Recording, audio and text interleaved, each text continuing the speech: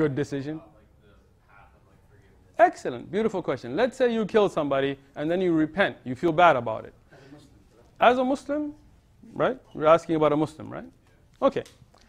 First thing in Islam, you have the concept of tawbah, right? You don't have to go to a priest and confess. What you have to do is three things. Right? If you want to get that sin removed, three things.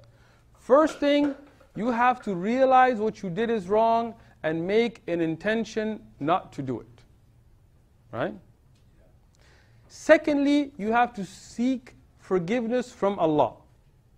So you realize, you don't say, yeah, I killed him, I blasted him, fool, but I feel bad about it. No, you're proud about it, then you don't feel bad about it, right? So you got to feel bad about it. You got to say, you know what, this was wrong, not going to go back. I'm not going to kill people again. I make tawbah, I repent.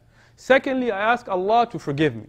I don't have to go to a priest, I don't have to go to anybody else, me and my Lord directly.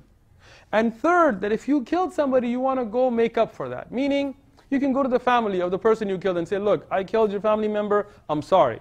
It was my fault. What can I do to help? Can I give you some money so that their children can go to school? Can I, ask your forgiveness? Maybe they will just forgive you.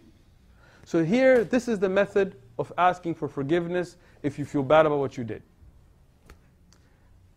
Now, if you didn't feel bad and the government caught you, there's a different method. But even then, the family can forgive you and can be cleared.